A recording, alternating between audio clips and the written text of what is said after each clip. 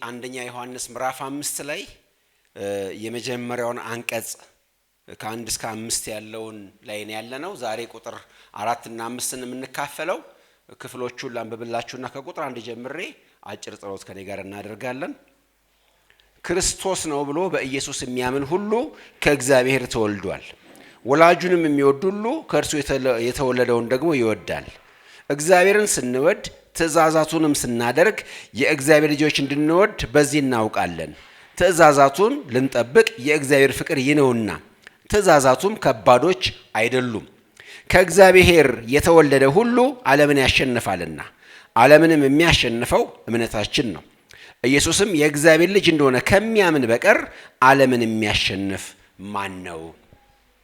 እንግዲህ ዮሐንስ በዚህ ክፍል ላይ እየተናገረ ያለው ከቁጥር 1 ጀምሮ እንዳየነው የዳግመኛ ልደትን ውጤቶች ወይም ትሩፋቶች ነው የሚናገረው።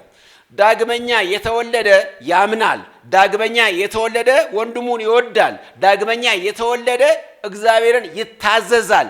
ለዛውም ደስ እያለው ይታዘዛል፣ ቀሎት ይታዘዛል የሚለውን ተመልክተናል።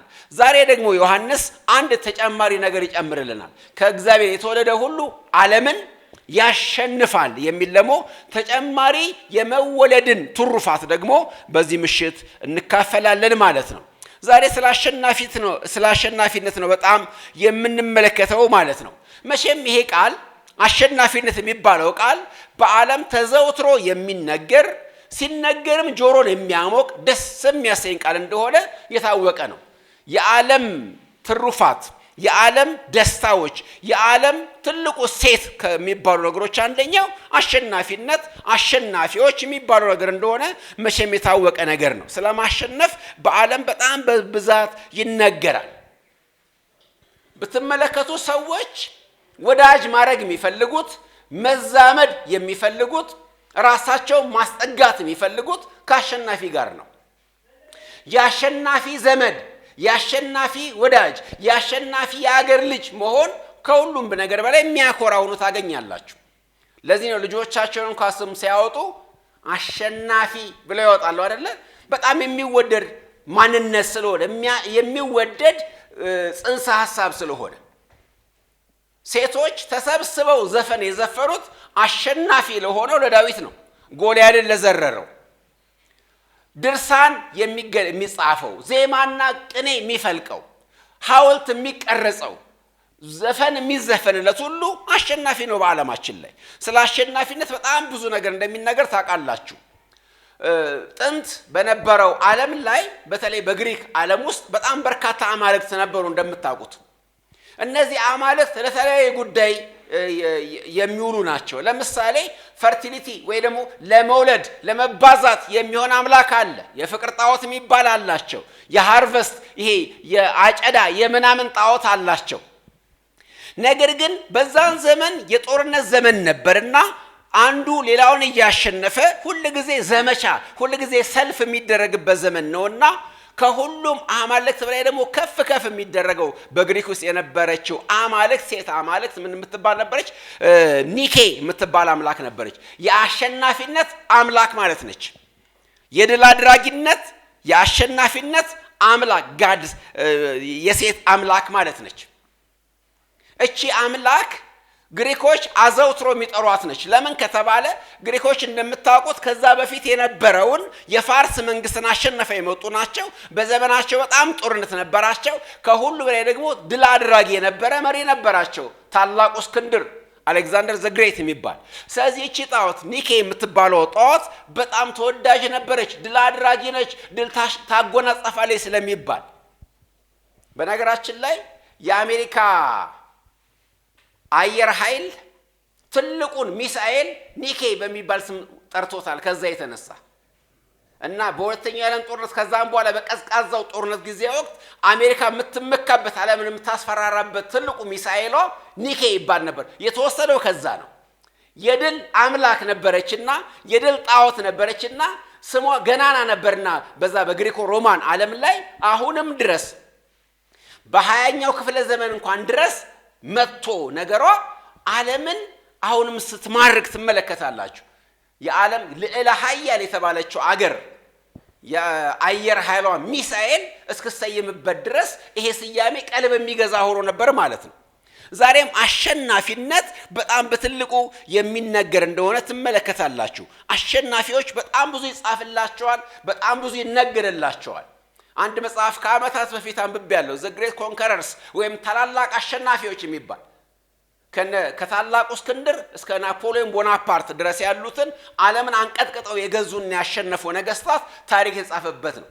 እና በጣም ብዙ መጽሐፍቶች አሉ። ታላላቅ አሸናፊዎች የሚባል ላይብራሪ ብትሄዱ ታገኛላችሁ እንደዚህ መጽሐፍቶችን። ስለዚህ ነገር ዓለም ለመጻፍ፣ ለመናገር፣ ለመዘመር፣ ለመሳል፣ ቅርጽ ለማውጣት አትቸገርም። ምክንያቱም በጣም ትልቅ እሴት ነው አሸናፊነት በዚህ ዓለም ላይ። ፖለቲካ ድርጅቶች፣ መንግስታት መፈክራቸው ምንድነው? እናሸንፋለን ነው አይደለም? ማሸነፍ ነው። ያንዳንዱ ፖለቲካ ፓርቲ አሸንፋለሁ ነው የሚለው።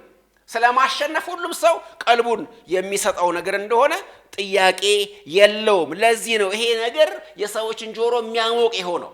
ማሸነፍ፣ አሸናፊነት በጣም የብዙ ሰዎች ትኩረት የሚስብ የንግግር ርዕሰ ጉዳይ ነው።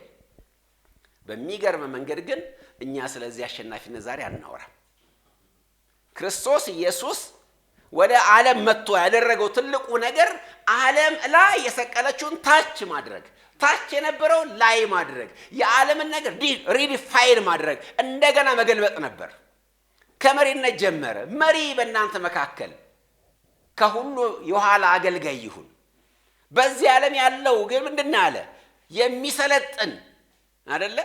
በዚህ ዓለም ያለው መሪ ማለት በጭፍሮቹ ታግዞ ፈላጅ ቆራጭ ሆኖ አምባገነን ሆኖ ሁሉን አግበስብሶ ያለው መሪ ትለዋለች። እኔ ግን ላችሁ በእናንተ እንደዚህ አይሁን። ከእናንተ ፊተኛ የሚሆን የሁሉ ኋለኛ ይሁን። ከእናንተ የበላይ የሚሆን ጫማ ስር ዝቅ ይበልና እግር ይጠብ። ጌታ እንደዚህ ቀለበሰው ማለት መሪነት ማለት አሁን ሪዲፋይን ተደርጓል። ልክ እንደዚሁ አሸናፊነትንም ክርስቶስ ሌላ ትርጉም ሰጥቶት ትመለከታላችሁ። በዓለም ውስጥ ያለው አሸናፊነት ክርስቶስ ኢየሱስ ያመጣው የአሸናፊነት ትርጉም መጽሐፍ ቅዱሳችን የሚያቀነቅንበት አሸናፊነት ዓለም ከምትናገረው ጋር ሰማይና ምድር እንደሚራራቅ የተራራቀ ነው። ስለዚህ ዛሬ ሌላውን አይነት አሸናፊነት ነው የምንካፈለው በዚህ ምሽት። ያኛውን አሸናፊነት ብናገር ኖሮ በጣት በአንድና በሁለት እጅ ጣት መቆጥራችሁ ሰዎች ብቻ አሰሙኝም ነበር። እዚህ ደብል ፊገር ለመሙላት ትንሽ የሆነ ቁጥር ነው ለሚሰማን። ስለዛኛው አሸናፊነት ቢሆን ኖሮ ምንናገረው ይሄ ቤት አይበቃንም፣ ይሄ ሰፈር አይበቃንም። ምክንያቱም ዓለም የምታቀነቅነው ጆሮዋ የሚቆመው ለዛኛው አሸናፊነት ስለሆነ፣ እኛ ግን ለሱ ቁብ አንሰጠውም፣ ለሱ ቦታ የለንም። መጽሐፍ ቅዱስ አሸናፊነት የሚለውን ነው የምናገረው። መቼም አሸናፊነት ትርጉም የሚሰጠው ጠላትና ጦርነት ሲኖር ነው አይደለም? ጠላት ባይኖር ጦርነት ባይኖር አሸናፊነት የሚባል ነገር አለ? የለም። አሸናፊነት ካለ መታገል አለ ማለት ነው። አሸናፊነት ካለ ጠላትነት አለ ማለት ነው። እንደዛማ ባይሆን ኖሮ አሸናፊነት ትርጉም ያለው ነገር ባልሆነ ነበር። ለዚህ ነው የምጥና የጣር ሰዓታት ጀግኖችን ይወልዳሉ የሚባል አባባል አለ በዓለም። ጀግና የሚወለደው መቼ ነው? በጣር ሰዓት፣ በምጥ ሰዓት፣ በቸገረው ጊዜ። ይሄ ቀረርቶና ፉከራ ታውቃላችሁ አይደል? ቀረርቶና ፉከራ ዓላማው ምንድን ነው? በነገራችን ላይ ለምሳሌ ኢትዮጵያ በጣም የምትኮራበት አንድ በጣም ትልቅ እንደ አገራዊ ኩራት የሚቆጠር ነገር አለናል። የአድዋ ቪክቶሪ አይደለም? የአድዋ ድል። የአድዋ ድል ወገኖቼ የፈረሰኞች፣ የመድፈኞች፣ የተዋጊዎች ድል ብቻ አይደለም፣ የአዝማሪያንም ድል ነው። አዝማሪዎች በጣም ትልቅ አስተዋጽኦ ነበራቸው። እነዚህ አዝማሪዎች ወኔ በመቀስቀስ ጀግነት እንዲወለድ ያደርጉ ነበር። ሰው ማለት ሰው የሚሆን ነው ሰው የጠፋለት ይላሉ። ችግር ባለበት ማጥ አዘቅት በሆነ ሁሉ በፈራበት ሰዓት ብቅ የሚል ነው ጀግና ይላሉ። ወደ እስራኤል የቀድሞ ታሪክ ልውሰዳችሁ። ጎልያድ የሚባል አስፈሪ ጀግና 6 ክንድ ቁመት ያለው አስፈሪ ጀግና እየመጣ 40 ቀን እየወጣ ሲፎክርባቸው ሁሉ ጉርጓዱ ሲገባ ከንጉሱ ጀምሮ ሁሉ ሲፈራ ሁሉ አንገቱን ሲሰብር አንድ ጀግና ተገኘ አይደለ? ዳዊት ተግዳሮትን ከእስራኤል አርቃለሁ ብሎ መጣ እና ጀግና የሚወለደው በምጥ ሰዓት ነው የሚባለው ለዛ ነው። በጨነቀ ሰዓት፣ በጨለማው ሰዓት፣ ወራሪ ባለበት ሰዓት። ስለዚህ አሸናፊነት ካለ ጠላትነት አለ፣ አሸናፊነት ካለ ጠላት አለ ማለት ነው። ከዚህ ይሄንን አውድ እስኪ እንመልከተው። መቼም ዮሐንስ ስለ አሸናፊነት በዚህ በመልእክቱ ሲያስቀምጥ ሶስት የምናሸንፋቸውን ኃይሎች ይነግረናል። በዚህ በአጠቃላይ በመልእክቱ ውስጥ ከሶስት አቅጣጫ አሸናፊነትን ያሳየናል። ለምሳሌ አንደኛ ሰይጣንን ከማሸነፍ አንፃር ይነግረናል። 2:13 ላይ ወጣቶች ሆይ ክፉን አሸንፋችኋልና እጽፍላችሁ። ክፉ ማን ነው? ዲያብሎስ ነው። ክፉን አሸንፋችኋልና እጽፍላችኋለሁ። እንደገና አሳሾችን ማሸነፍ ምዕራፍ 4:4 ላይ ምንድነው የሚለው? አሸንፋችኋቸውማል። እነማንን? ሐሰተኛ አስተማሪዎቹን፣ የኑፋቄ አራማጆቹን አሸንፋችኋቸዋል ይላል። አሁን ደግሞ በሶስተኛ ደረጃ ዓለምን ማሸነፍ ብሎ በሶስት አቅጣጫ ይነግረናል። ክፉን ማሸነፍ ሰይጣንን፣ የሱን ኤጀንት የሆኑ ሰራተኞቹን፣ የክፋት ሰራተኞቹን፣ የሐሰት ትምህርት አራማጆቹን ማሸነፍ አሸናፊነት ነው። እንደገና ይህን ዓለም ማሸነፍ ብሎ በሶስቱ ያስቀምጣል። ዮሐንስ በመልእክቱ ብቻም አይደለም የመጨረሻ መጽሐፉ ባደረገው በራእይ ዮሐንስ ላይም ስለ አሸናፊነት በጣም በስፋት ጽፏል። በተለይ ለሰባቱ አብያተ ክርስቲያናት ሲጽፍላቸው ለሰባቱም አንድ የማይረሳ ለሰባቱም የጻፈው መልእክት አንድ አይነት አይደለም እንደምታውቁት። ነገር ግን የሰባቱ መልእክት ጭብጥ የጋራ ነገራቸው ምንድነው ብትሉ የድል ነሺዎች ብድራት አለ አይደለም?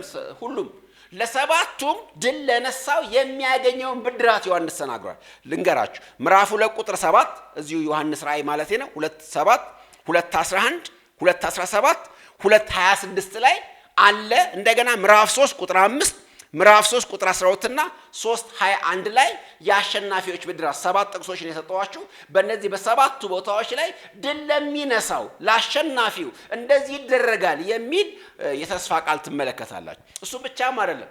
በኋለኛው ክፍል ላይ ዮሐንስ ራእዩ ላይ ምዕራፍ 17 ላይ ስትሄዱ ደግሞ ቁጥር 14 ላይ የክርስቶስንና ከሱ ጋር አብሮ ያሉት እንዴት ድል እንደሚነሱ የሚናገርበት ክፍል አለው።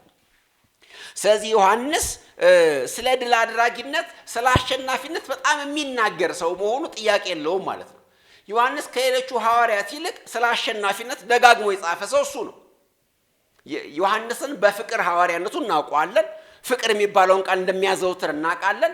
ነገር ግን ሌላ የዮሐንስ ተዘውታሪ ቃል ፌቨራት የሆነው ቃሉ አሸናፊነት እንደሆነ ጥያቄ የለውም። ስታነቡ መልእክቱን ወንጌሉንም ጭምር እንደገና ራእይ ዮሐንስን ስናነብ ዮሐንስ ስለ አሸናፊነት ትልቅ ኢንፋሲስ እንደሰጠ ይገባናል።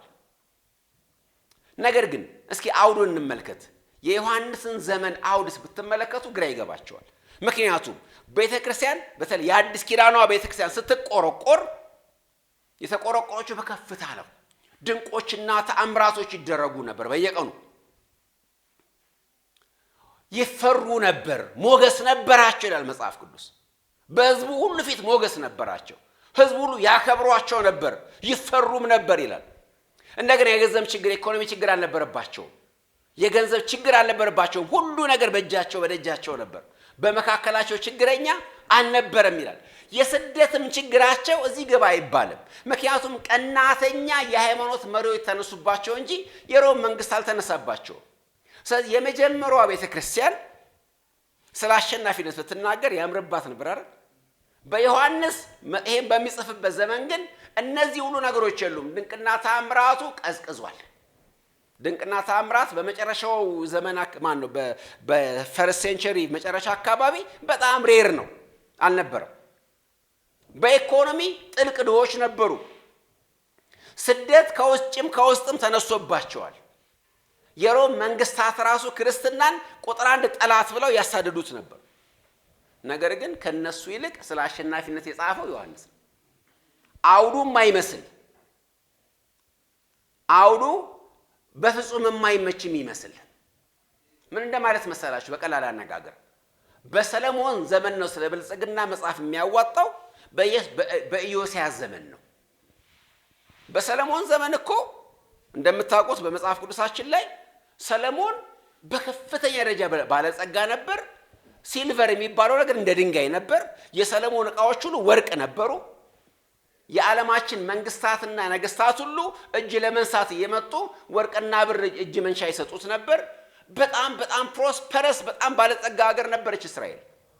በእነ ዮስያስ ዘመን ደግሞ ምስኪን ልትወርቅ አንድ ሐሙስ የቀራት የተንገታገተች መንግስት ነበረች። ስለ ብልጽግና ማውራት የሚያምርበት ማን ነው? ሰለሞን ነው። ልክ እንደዚሁ እንደ ዓለም ብናስብ ኖሮ ስለ አሸናፊነት የሚወራበት ዘመን አሁን አልፏል ዮሐንስ ማለት ነበረብን። ምክንያቱም አሸናፊነት ድንቅና ተአምራት ያደርጉ የተፈሩ የተከበሩ መኖር አይደለም እንዴ?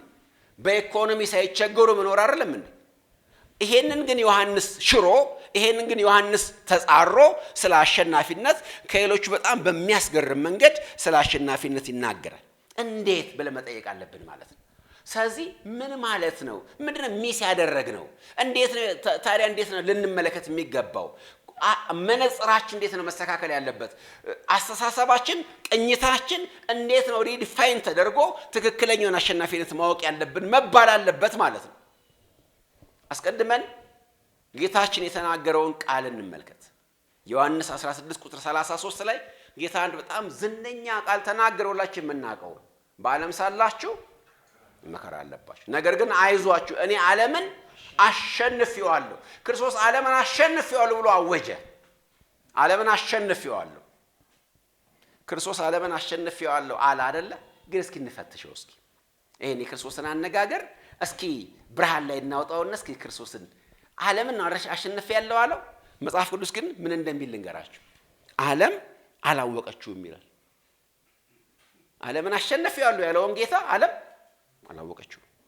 ዮሐንስ 1:10 ላይ ዓለም አላወቀችውም። ዮሐንስ 7:7 ላይ ደግሞ ዓለም ጠልታዋለች ይለናል።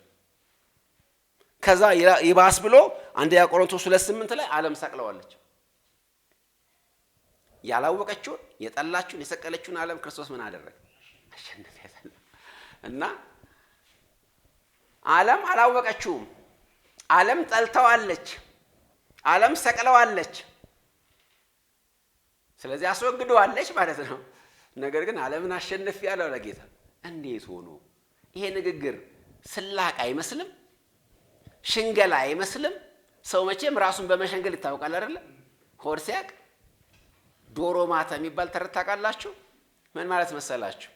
ሰውየው ኮሶ ይጠጣ፣ የሚመር ነገር የሚዘገንን ነገር ይጠጣ፣ ራሱን ያታላል። ምን ይላል? ማታ ዶሮ ትበላለህ ይለዋል። ሆዱ ግን ያውቋል። እንኳን ዶሮ ሽሮም የለው ቆሎ ነው የሚበላው ማታ።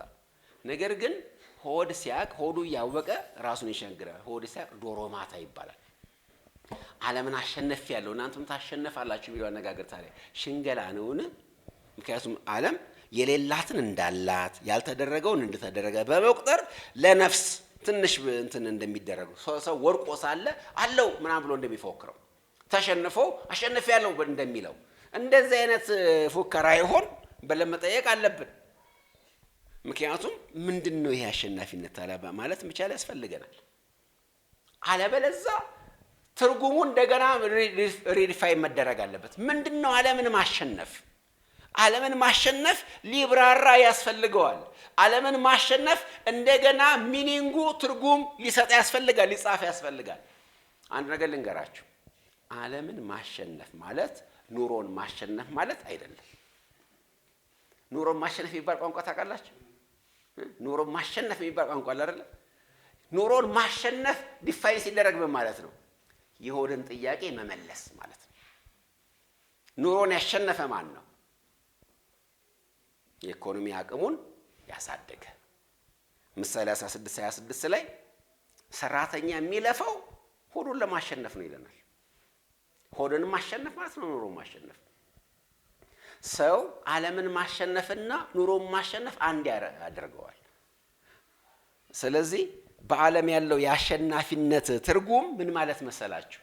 አሸንፍ ያለው ዓለምን ካልክ እንግዲያውስ እየተጠቀምክባት ነው ማለት ነው። ከኔ ጋር ቀና ብላችሁ አንድ ነገር ስሙኝ። አንድ ነገር ማሸነፍ ማለት ባሸነፉት ነገር መብነሽነሽ፣ ባሸነፉት ነገር መጠቀም ማለት ነው። ለምሳሌ አውሮፓውያን ቅኝ ገዢዎች የቀረውን ዓለም አስገበሩ አይደለም? እስያን አስገበሩ፣ ላቲን አሜሪካን አስገበሩ፣ አፍሪካን አስገበሩ እና ምን አደረጉ? ተጠቀሙ። ትንሿ ሀገር እንግሊዝ፣ ትንሿ ሀገር ደች ሆላንድ አንዳች ሀገር ካካኦ ሳታመርት ለምሳሌ ሆላንድ የዓለም ቁጥር 1 ቸኮሌት አምራች ነች። ባሸነፈችው ሀገር ተጠቀመች ማለት ነው። እንግሊዝ ቁጥር 1 የጥጥ አምራች ነበረች። አንድ ሀገር ጥጥ እኮ አይበቅልም። እነ ህንድን እነ አፍሪካን አሸንፋ ማለት ነው። ስለዚህ አሸናፊነት ማለት ለዓለም ምንድነው? ባሸነፍከው መጠቀም። አሸነፍክ አይደለ? ስለዚህ ያንተ ማድረግ ማለት ነው አሸናፊነት። ዓለምን አሸነፍክ፣ እንግዲያውስ በዓለም ተጠቀምክ ማለት ነው። ሽምቅ ተዋጊዎች የሀገራቸው መንግስት ይቃወሙና ይነሳሉ። ከዛስ የሀገራቸውን ሀብት የራሳቸው ያደርጋሉ። አሸናፊነት እሱ ነው እኛ የምናውቀው። ስታሸንፍ ያንተ ታደርገዋለህ፣ ስታሸንፍ የራስህ ታደርገውና ትጠቀምበታለህ። ይሄ ነው ዓለም አሸናፊነት ማለት። ይሄኛው አሸናፊነት ግን እንደዚህ ይለናል፣ በዚህች ዓለም አትጠቀሙባት ይለናል። አንደኛ ቆሮንቶስ 7:31 ላይ በዚህች ዓለም የሚጠቀሙባት ሁሉ እንደማይጠቀሙባት ይሁኑ። ዓለምን የምናሸንፈው ለመጠቀም አይደለም። ዓለምን የኛ ልናረጋትና ልናስገብራት አይደለም። ይሄ ቋንቋ በነገራችን ላይ በፊትም በብሉይ ኪዳንም ዘመን ላይ በከፊል ይሄ ነበር የሚሰራው። ለምሳሌ ዳዊት በሄደበት ሁሉ ድል ይነሳ ነበር አለ የሚለው መጽሐፍ ቅዱስ። በተለይ ሁለተኛ ሳሙኤል ላይ ስትመለከቱ በሄደበት ሁሉ ድል አድራጊ ነው። ከዛ ድል ካደረገ በኋላ ያስገብር ነበር። ሁለተኛ ሳሙኤል 8:6 ላይ ገበሩለት ይላል። ካሸነፈ በኋላ ያስገብራል። እነ ሶርያን እነ ምናምን ያስገብራል። ለዳዊት ገባሮቹ ነው ይላል። በአንጻሩ እስራኤሎች ሲሸነፉ ደግሞ ለጠላቶቻቸው ገባር ይሆናሉ። ለምሳሌ ሁለተኛ ነገሥት 23:33 ላይ ሴዴቅያስ የሚባለው የመጨረሻው የይሁዳ ንጉስ ለባቢሎን ንጉስ ግብር የሚሰጠው ነው። እስራኤል አሸናፊ ስትሆን ነገስታት ይገብሩላታል፣ ስትሸነፍ ደግሞ ትገብራለች እሷ። ስለዚህ በብሉይ ኪዳን ላይ ያለው አሸናፊነት ይሄ ነው። ስታሸነፍ ግብር ይበዛላል፣ ስታሸነፍ ጉልበታቸውን ትበዘብዛል፣ ስታሸነፍ ቤታቸው ትገባና ያማረን ነገር ትወስዳለህ፣ ካስፈለገ ሴቶች ልጆቻቸውን። እንዳውም ምንድን ነው የሚለው አይደለ?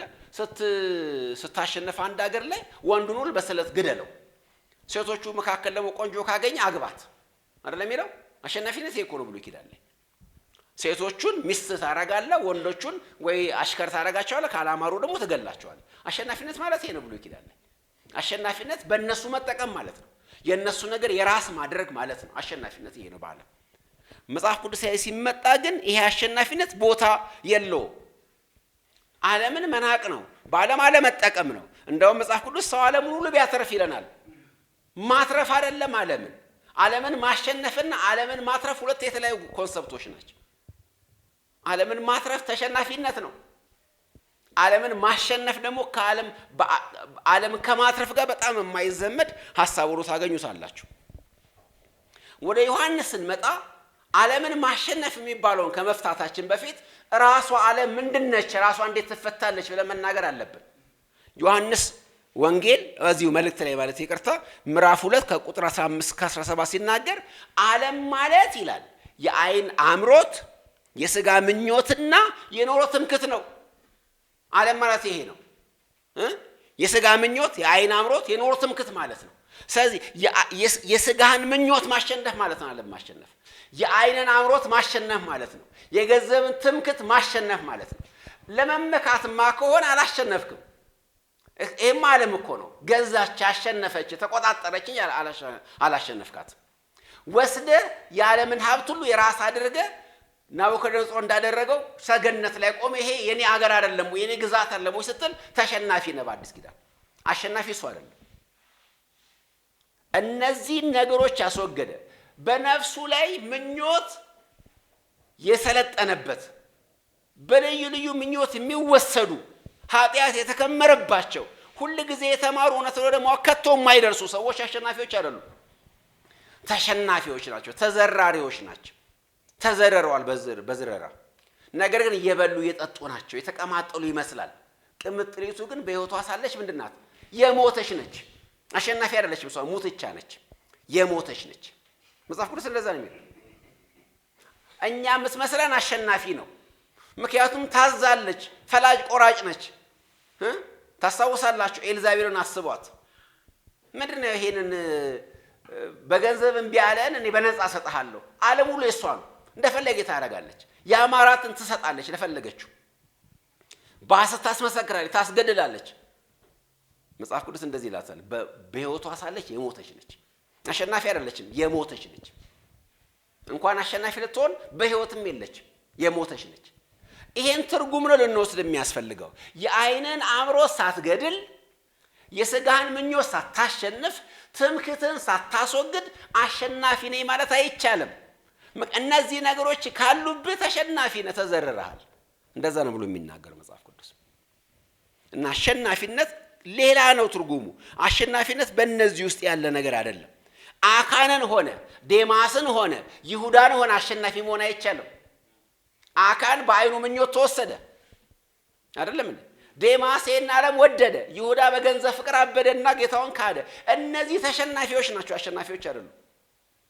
አትርፈዋል ዓለምን፣ እነሱን ከስረዋል። ተሸናፊዎች ናቸው፣ የሞቱ ናቸው በቆማቸው ሳሉ። ስለዚህ አሸናፊነት ከዚህ ጋር በፍጹም የማይገናኝ ነገር እንደሆነ ጥያቄ የለውም። አሸናፊነት ሌላ ነው ሐሳቡ በመጽሐፍ ቅዱሳችን ላይ። ዓለምን ያላሸነፈ ሰው ወገኖቼ፣ በምኞቱ ላይ ያልነገሰ ሰው፣ ምኞቱን መቆጣጠር ያልቻለ፣ ወደ መወርወር ያልቻለ፣ ምኞቱን የሥጋውን ምኞት የዓይኑን አምሮት ማስወገድ ያልቻለ፣ የኑሮን ትምክህት ማስወገድ ያልቻለ ሰው ወንድሙን መውደድ አይችልም። ጳውሎስ ዮሐንስ እዚህ ቦታ ላይ የዳግመኛ ልደትን ትሩፋቶች፣ በረከቶች ሲናገር ተመልከታችኋቸዋል። ሁሉም የተያዙ ናቸው። ማመን፣ ወንድምን መውደድ፣ ለእግዚአብሔር በፍቅር መታዘዝ፣ ዓለምን ማሸነፍ የተያዙ ጉዳዮች ናቸው። ስለዚህ ወንድምን መውደድ እና ዓለምን ማሸነፍ አንድ ናቸው። የአንድ ሳንቲም ሁለት ገጽታ ነው። ወንድምን እየወደድክ ደግሞ ምኞትንም ማባበል አትችልም። 9ኛው ትእዛዝ እንደዚህ ይላል። 10ኛው ትእዛዝ የመጨረሻው ትእዛዝ የባልንጀራን ቤት ንብረቱን፣ አህያውን፣ በሬውን፣ ሚስቱን ምን አትመኝ። አይደለም? የምትመኝ ከሆነ ወንድምን አትወደው። ወንድምን የምትወደው ከሆነ ትመኝለታለህ እንጂ አትመኝበትም። የእሱ ነገር የኔ በሆነ አትልም። ያንተ ነገር የእሱ እንዲሆን ትፈልጋለህ እንጂ። ስለዚህ በምኞት ውስጥ ያለ ሰው መውደድ አይችልም ማንንም ሰው። ምኞቱን ማሸነፍ ያልቻለ ሰው መውደድ አይችልም። ዳዊት እንኳን አንድ ወቅት ላይ ሳት ብሎት በምኞት ሲወሰድ የገዛ ባሪያውን ሚስት አይደል፣ የኦሪዮን ሚስት ወሰደና ደፈረ። አይደለም? የራሱ አደረጋት። ይሄ በእግዚአብሔር ዓይን ክፉ ሆነ ይላል መጽሐፍ ቅዱስ። ከፍተኛ ቁጣ መቅሰፍት መጣበት። ወንድምን ሳትወድ፣ ምኞት ላይ ሳሰለጥን፣ ሳትነክስበት፣ ወዲያ በል ሳትለው አሸናፊ ልትሆን አትችልም። ምክንያቱም ማሸነፍ ማለት ምኞትን ማሸነፍ ነው። ማሸነፍ ትምክህትን ማሸነፍ ነው። ማሸነፍ ማለት አእምሮትን ማሸነፍ ነው። ያማረህን ነገር አለማድረግ፣ ያማረህን ነገር ንቆ መተው፣ እንደሱ ካልሆነ በስተቀር አሸናፊ ልትሆን አትችልም ማለት ነው። አሸናፊነት ማለት ያማረን መተው ማለት ነው። ለዚህ ቦታ ላይ ጥሩ የሚሰራ አንድ አባባል ልንገራችሁ። ሁለት ወዶ አይሆንም ይባላል አይደል? ሁለት ወዶ አይሆንም። ወንድምንም ወድጄ ምኞትንም ወድጄ አልችልም። ለዚህ ነው ማቴዎስ 6:24 ላይ ለሁለት ጌቶች መገዛት የሚቻለው የለም አለ ጌታ። አንዱን ይንቃል፣ አንዱን ያከብራል። አንዱ ለአንዱ ይገዛል፣ ከአንዱ ይሸሻል። ስለዚህ ምኞት ካሰከረኝ ወንድሞቼ ሆይ ለእግዚአብሔር ማለት ታዘዝም፣ ወንድሞቼንም አልወድም። ስለዚህ ተሸናፊ ነኝ፣ አሸናፊ አይደለሁም። አሸናፊዎች ናቸው የሚወዱት። አንድ በዓለም ያለ አባባል ልንገራችሁ። ለነገሩ በምሳሌ መጽሐፍም አለ፣ መንፈሳዊም ነው ነገሩ። ይቅርታ ማድረግ የአሸናፊነት መገለጫ ነው ይላል ምሳሌ ላይ። ይቅር ይል ዘንድ ሞገስ ክብር ይሆንለታል ይላል። በዚህ ዓለም ላይ እንደዚህ የሚባል ነገር አለ። ጀግኖች መሐሪ ናቸው፣ ፈሪዎች ጨካኞች ናቸው ይባላል። ይሄ በዓለምም ያለ አነጋገር። ጀግኖች መሐሪ ናቸው። ጀግና ሰው በምህረት ይታወቃል፣ በይቅርታ ይታወቃል። ጨካኝ ሰው ግን ፈሪ ስለሆነ ምህረት አያውቅም። ተሸናፊ ነው እሱ። ምህረት የማያውቅ፣ ይቅርታ የማያደርግ፣ ካልገደልኩ ካልጨረስኩ የሚል፣ ካልወረስኩ ካላንበረከኩ የሚል ወገኖቼ በዓለም ላይ ያለ ሰው ተሸናፊ ነው፣ አሸናፊ አይደለም። ላግበስብስ ባይ ሁሉ ተሸናፊ ነው፣ አሸናፊ አይደለም። ዓለም አሸናፊ ይመስላታል፣ ግን ተሸናፊ ነው፣ ተሸናፊ ነው። ከኔ ይቅር ላንተ ውሰደው የማይል ሰው ተሸናፊ ነው በዓለም። ሁሉ የኔ የሚል፣ ሁሉ ማግበስበስ የሚፈልግ ሰው ተሸናፊ ነው በዓለም ቋንቋ፣ በመጽሐፍ ቅዱስ ቋንቋ። ምክንያቱም ሁለት ወዶ አይሆንም። አሸናፊዎች ይቅር ባይ ናቸው። አሸናፊዎች ምህረት አድራጊ ናቸው። አሸናፊዎች ለጋስ ናቸው። ድል አድራጊዎች ይለግሳሉ። ምክንያቱም ኮንፊደንስ አላቸው፣ ትምክት አላቸው። ቅድም የዘመርነው መዝሙር አለ አይደል? ኮራለሁ መካለሁ በጌታ የሚመካ ሰው የሁሉ ነገር ቢሳ ችግር የለበትም። ጌታ የኔ እስከሆነ ድረስ ገንዘቤን ብትወስድ ችግር የለውም፣ ያለኝን ሁሉ ሰጥ ችግር የለውም። ምክንያቱም የከበረው እኔ ጋር አለ፣ የበለጠው እኔ ጋር ስላለ ራራልሃለሁ። የምትወስደው ከኔ ትንሽ ነገር እኔ ያለኝ ስለሚበልጥ፣ ያተረፍኩት ስለሚበልጥ፣ የማይወሰድብኝ ስለሚበልጥ ሁሉን ወሰደው ይላል። አሸናፊ እንደዛ ነው። ከዚህ ውጭ ያለ አሸናፊነት መጽሐፍ ቅዱስ አያውቅም። ብዙዎች አሸናፊ ይመስሉ ለካስ አሸናፊ ናቸው። ብዙዎች አሸናፊ ተብሎ የተዘመረላቸው ለካስ አሸናፊ ነበሩ። አሁንም አንዳንዶች ምን ቀናባቸው ልናዝንላቸው የሚገቡ ሰዎች ናቸው። ልናለቅስላቸው ሲገባ እናለቅስባቸዋለን። እንደነሱ ባደረገን ብለን ተሸናፊነት ነው ወገኖቼ። አሸናፊ መሐሪ ነው። የሚቀጥለው ቁጥር 5 ላይ የሚቀጥለው ቁጥር መንደርደሪያ ነው። በነገራችን ላይ ወደ ቁጥር 6 ወደ አለው አንቀጽ ይወስደናል። ነገር ግን በራሱ በጣም ቁልፍ ቃል ነው። እዚህ ጋር በደንብ እንድሰሙኝ ይፈልጋል። እስካሁን የተናገርኩት ነገር በጣም ትርጉም የሚሰጠው ቁጥር 5ን ስንመለከት ነው። ቁጥር 5 እንደዚህ ይላል፣ ኢየሱስ የእግዚአብሔር ልጅ እንደሆነ ከሚያምን በቀር ዓለምን የሚያሸንፍ ማን ነው? ይሄን ቃል ዮሐንስ ባይጨምር ኖሮ ከባድ ነበር። ለመሰላችሁ ዮሐንስ አሸናፊ የሚያደርገው ቁልፍ ነገር እምነት የተባለ ነገር ነው አይደለም ያለው። ስፔሲፊክ የሆነ እምነት አለ። ኢየሱስ የእግዚአብሔር ልጅ ነው ብሎ ማመን። ወገኖች አንድ ነገር ልነግራችሁ እፈልጋለሁ። ዛሬ እምነት የሚባለው ጽንሰ ሐሳብ በራሱ አሸናፊነት ተደርጎ ተወስዷል አይደለም? እምነትን በእምነት ላይ ማድረግ፣ በእምነት ማሸነፍ አይደለም? በእምነት የራስ ማድረግ፣ በእምነት መንገስ፣ በእምነት ድል ማድረግ የሚባል ነገር በዚህ ዘመን አለ። ኮንፌሽኑ ሁሉ እሱ ነው አይደለም እንዴ? ይኸውላችሁ እምነት አይደለም ድል የሚሰጠን ክርስቶስ የእግዚአብሔር ልጅ ነው ብሎ ማመን ነው። ይሄ በጣም ትልቅ ቁልፍ ነገር ነው። ምክንያቱም እምነታቸውን እምነት ላይ ያደረጉ በጣም በርካታዎች ስላሉ። ቅድም ስለ አሸናፊነት የተናገርነው የዓለም ትርጓሜ አሁን በጓሮ በር በኩል በሐሰተኛ አስተማሪዎች በኩል ቸርች ውስጥ ገብቷል። በጓሮ በር በፊት ለፊት አልገባም። ሾልከው የገቡ የዲያብሎስ መልእክተኞች፣ የሐሰተኛ ትምህርት አራማጆች በብልጽግና ወንጌልና በእምነት እንቅስቃሴ ስም ቸርች ውስጥ አስገብተውታል። ከፑልፒት ይነገራል። እንደዚህ አይነቱ አሸናፊነት በዓለም ውስጥ ያለ እምነትን በእምነት ላይ ማድረግ፣ ድል የሚገኘው በእምነት ነው የሚለውን ነገር በእምነት ድል ይገኛል ብሎ እምነትን ብቻ ማጮህ፣ እምነትን ብቻ ማተለቅ። እኔ ተራ ሰው የሞትኩ ሰው በራሴ ምንም ማድረግ የማልችል በክርስቶስ ኢየሱስ ላይ ባለኝ እምነት የምኖር እኔ ማሞቻለሁ የሚል ነው አሸናፊ ነው ጳውሎስ።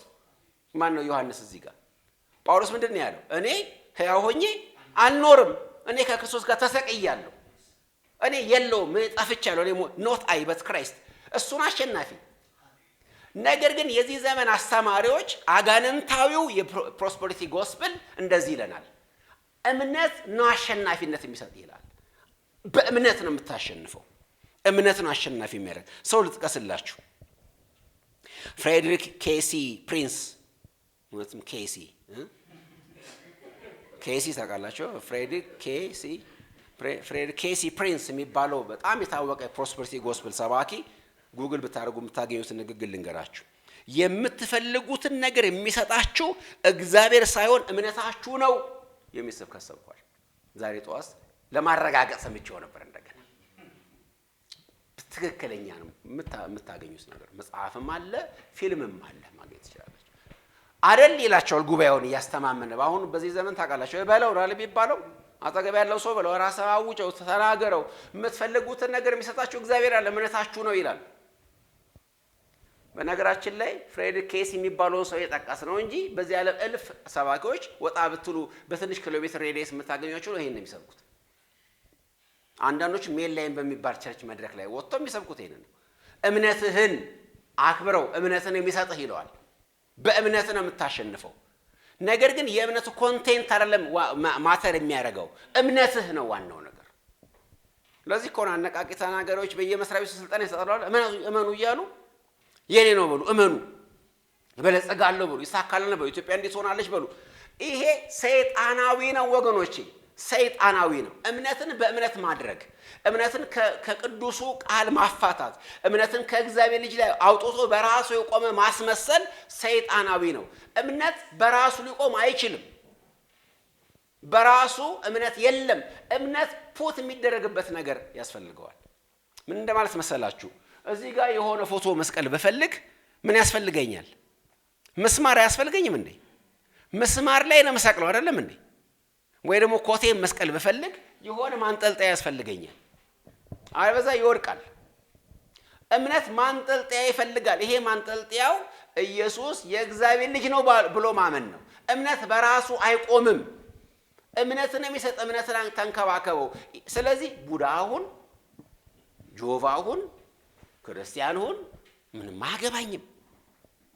እኔ ልንገራችሁ፣ ቴሌቪዥን ላይ ሄዳችሁ እነዚህ ሐሰተኞቹን ጠንቋዮች የሚናገሩትን ብትመለከቱ ፌትምና ችግር የለውም። እቺ እህታችን ኦርቶዶክስ ነች፣ እቺ ይሄ እንትናችን እንዴ ነው ግን ቃሌን ወስዶ አምኖ በኔ በዘይቴ በመናምኔ በውሃዬ በጠላዬ ተፈወሳለ የሚሏችሁ እምነት በምን ላይ? በእምነት ላይ። ሰይጣናዊ ነው ይሄ ወገኖቼ፣ ሰይጣናዊ ነው። እምነትን በእምነት ማድረግ ሰይጣናዊ ነው። በዓለም በጣም የታወቀ አንድ አባባል ልንገራችሁ። ይሄን የተናገረ ጁልየስ ቄሳር ነው። የተናገረው በ47 ዓመተ ዓለም ቢፎር ክራይስት ነው። በ47 ዓመተ ዓለም የተናገረው ቤዛንታይን የሚባለውን አገር ባሸነፈ ጊዜ የተናገረው አንድ ቃል አለ። አይ ሶ አይ ኬም አይ ኮንከር፣ አየው፣ መጣው፣ አሸነፍኩ ብሎ የተናገረው አለ። በላቲኑ ሲቀመጥ የበለጠ ትርጉም ይሰጣል። ቪኒ ቪዲ ቪሲ የሚል የላቲን ወርድ ነው ያለው። ይሄ በጣም ዝነኛ አነጋገር ነው። በጣም ዝነኛ በዓለማችን ላይ አሁንም ሰዎች ሲያሸነፉ ይጠቀስላቸዋል። ለመጀመሪያ ጊዜ እና አባባል የሰማሁት መቼ መሰላችሁ? አንድ ታዋቂ በጣም የምወደው የሀገራችን ጸሐፊ ኃይሌ ገብረስላሴ የኦሎምፒክ ወርቅ ሜዳሊያ አስረሽን አሜሪካ አንድ ግዛት ላይ ቦስተን ላይ ምንድነው አትላንታ ነው ምናምን ያሸነፈ ጊዜ ትልቅ አርቲክል ጽፈው ነው በዚህ ላይ መጣው፣ አየው፣ መጣው፣ አሸነፍኩ አለ። እምነት የሚባል ነገር እግዚአብሔር ሰማይ የሚባል ነገር የለም። የራሱ የቄሳር እምነት ነው። አየው፣ መጣው፣ አሸነፍኩ ብሎ ተቀምጧል። ይሄ በዓለም ውስጥ ያለ አስተሳሰብ ነው። ምን ይላሉ እነዚህ ፕሮስፐሪቲ ጎስፐል ሰባኪዎች? ኔሚት ክሌሚት ኤንድ ፖሰሲት ወይም ሃቪት ይላሉ። እመን ማነው ሰይመው፣ ይገባኛል በል፣ ውሰደው። ከዛ ሰይመው፣ ለምሳሌ ሰይመው ማለት ብር ነው የምትፈልገው፣ መኪና ነው የምትፈልገው፣ BMW መርሴዲስ ሰይመው፣ ከዛስ ክሌም አድርግ፣ የኔ ነው በል፣ ከዛ ውሰደው። ይሄ አነጋገር የሜታፊዚክስ ቅዠት ነው፣ ፍልስፍና ነው። በዚህ ምድር ላይ ያለ አጋንንታዊ አስተሳሰብ ነው። እሱ ነው ቸርች ውስጥ የገባ ወገኖቼ፣ እሱ ነው ናይሜት ክሌሚት ኤንድ ፖሰሲት የሚባለው ቸርች ውስጥ ገብቷል። ወደ መጽሐፍ ቅዱስ ቃል ስንመጣ ግን ቅድምም ስንናገር እንደነበረው ሙሴ እንዳደረገው አይገባኝም ነው ያለው። በግብጽ ያለውን ብዙ ባለጠግነት ካደ። በምን ካደ ይላል መጽሐፍ ቅዱስ? በእምነት እምቢ አለ። ለካስ እምነት ማጋበሻ አይደለም። ለካስ እምነት ባዶ ለመሆን ራሳችንን ከእግዚአብሔር ብቻ ጋር ለማቆም የሚደረግ መንፈሳዊ መሳሪያ ነው። ለካ የዓለምን ነገር ወደኛ ማምጫው መንገድ ሳይሆን ራሳችንን ሲንግል አውት አድርገን ከእግዚአብሔር ጋር የምናቆምበት ነገር ነው እምነት። ስለዚህ ምን አለ? በእምነት ነው እምቢ አለው። ወገኖቼ በዚህ ዓለም ላይ ለማግበስበስ ነው እምነት የሚያስፈልገው አይደለም። ለመውሰድ፣ የራስ ለማድረግ፣ ለመበልጸግ፣ ለመፈወስ፣ ለምናምን ኖ፣ ለተቃራኒው ነው እምነት የሚያስፈልገው። ያለሱ መኖር ይችላል ሰው ከእግዚአብሔር አፍ በሚወጣ ቃል ሁሉ እንጂ በእንጀራ ብቻ አይኖርም ለማለት ነው እምነት የሚያስፈልገው። ያለ እንጀራ እኖራለሁ ለማለት ነው የሚያስፈልገው። እንጀራን ሁሉ ለመሰብሰብ አይደለም። በደንብ ይግባችሁ ይሄ ነገር። ክርስቶስ ኢየሱስ ሰይጣን ልክ በራሱ አሰራር ፈተነው አይደል? መጣና እነዚህን ድንጋዮች ምን አድርግ ዳቦ እንዲሆኑ ተናገር፣ ኔሚት ክሌሚት ጉረሰው። እኔ እንደዚህ አይነት ነገር እናገራለሁ እዚህ ጊዜ። ትክክለኛ እምነት ድንጋዩን ዳቦ ማድረግ ሳይሆን ዳቦውን ድንጋይ ማድረግ። ዳቦ ድንጋይ ማድረግ ማለት ነው ድንጋይ እንደሆነ ሁሉ መናቅ ማለት ነው። ይሄ ዳቦ ለእኔ እንደ ድንጋይ ነው ብሎ መናቅ ነው እምነት። ድንጋዩን ዳቦ እንዲሆን ማድረግ አይደለም። የእጄ ውስጥ የሌለውን ነገር ማስገባት አይደለም። እጄ ውስጥ የነበረው ነገር መስጠት እየቻልኩኝ። ለዚህ ነው የዕብራውያን ጸሐፊ የእምነት ጀግኖችን ሲዘረዝር የተናገረው በዚህ ነው። ምዕራፍ 11:38 ላይ ዓለም አልተገባቸውም። ይገባኛል ሳይሆን ያሉት አይገባንም ነው ያሉት። አይመጥነንም ነው ያሉት። ለመልቀቅ ችግር አልነበረባቸውም። ፖሴሽናቸውን ይዞታቸውን ለመልቀቅ ችግር አልነበረባቸውም። ያን የወጡበትንማ ሀገር አስበው ቢሆን ኖሮ መመለስ በቻሉ ነበር። ነገር ግን የሚበልጥን ሰማያዊ ሀገር ስለሚናፍቁ እምቢ አሉ። ያንን ነገር አልፈልግም አሉ። ከግብፅ ብዙ ባለጸግነት ይልቅ ከእግዚአብሔር ሕዝብ ጋር መከራ መቀበል እንደሚሻል አሰቡ። ከካራን በጣም ብዙ ሀብት ይልቅ በምድረ በዳ አንዳች ነገር ሳይዝ እግዚአብሔር ተከትሎ መውጣት ትልቅ በልጽግና እንደሆነ አብርሃም አሰበ። ኖህ የቀደመውን ዓለም በእምነት ኮነነ። ከነሱ ጋር መብላት፣ መጠጣት፣ መጨፈር እየቻለ ምንም ነገር ማይመጣ በሚመስልበት ሰዓት ላይ መርከብን በእምነት አዘጋጀ። እምነት ማለት ይሄ ነው ወገኖች፣ ፕሮሰስ ማድረግ አይደለም። አሁን ሰይጣንና ፑልፒት ላይ የሰየማቸው የሱ መሳሪያዎች ያልተፈወስከው እምነት ስለሌለ ነው፣ ያልበለጸከው እምነት ስለሌለ ነው የሚሉትን መጽሐፍ ቅዱስ እንደዚህ ይላል። ከዚህ በተቃራኒ ሲናገር ሰምርኔስን ይመጣና ባለጸጋ ነህ፣ መከራና ድህነትን አውቃለሁ ነገር ግን ባለጸጋ ነህ። ራእዩ 2:9 ላይ ቀኑን ሙሉ እንደሚታረዱ በጎች እንቆጠራለን፣ ስላንተ ቀኑን ሙሉ እንገደላለን፣ በራቁትነት በሰይፍ በረሃብ በምናምን እናልፋለን ይልና ጳውሎስ ሮሜ 8:37 ላይ በዚህ ሁሉ ግን በወደደን በርሱ ከአሸናፊዎች እንበልጣለን። አሸናፊነት ማለት ለዓለም ለክርስቶስ እና ለእግዚአብሔር ቃል ይሄ ነው። ፕሮሰስ ማድረግ አይደለም፣ መልቀቅ ነው። ፖሴሽንን ለመልቀቅ ፈቃደኛ ካልሆንክ የጎደለ እምነት ነው። ድሮ አንድ ሰው እንደዚህ ይል ነበር አዘውትሮ፣ መኪና የሌለኝ እኮ ስላላመንኩ ነው ስላለ አይደለ። እኔ ልንገር፣ መኪና የተመኘው ስላላመንኩ ነው። የተመኘው ነው እምነት ስለሌለህ እንጂ የሌለህ አይደለም። ስለሌለህ አይደለም እምነት የሌለህ፣ ስለተመኘ ነው እምነት የሌለህ። መመኘትህ ነው እምነት አልባነትን የሚገልጠው እንጂ ስለሌለህ አይደለም፣ ስለማትነዳ አይደለም። ምክንያቱም ኑሮ ይበቃኛል ማለት ነው ትልቁ ነገር። እኔ በክርስቶስ ከአሸናፊዎች በላይ ነኝ ማለት ነው። ዓለምን ማሸነፍና ዓለምን ማትረፍ ሁለት የተለያዩ ጉዳዮች ናቸው። ዓለም የምትመራበት ፍልስፍና የዳርዊን ፍልስፍና ነው። ዳርዊን ዋጥ ነው የሚለው፣ አሸነፍና ዋጥ ሰልቅጠው፣ የዛን ጊዜ ነው አሸናፊ የምትሆነው። ዳርዊኒዝም ነው ዘ ሰርቫይቫል ኦፍ ዘ ፊተስት። ሰርቫይቭ ለማድረግ ዋጣው፣ ትንሹን አሳ የዋጥክ ትልቅ አሳ ሁን አንተ። አሸናፊነት ማለት ነው ለዳርዊን። ለመጽሐፍ ቅዱስ ግን እሱ አይደለም። እየተሸነፍክ፣ እየተሳደድክ፣ እየታመምክ፣ እየሞትክ አሸናፊ ግን አንተ ነህ። በድንጋይ የወገሩ እንደ እስጢፋኖስ የምታሸንፈው አንተ ነህ፣ ወጋሪዎች አይደሉም። እግዚአብሔር ወደዚህ ከፍታ ይመልሰን።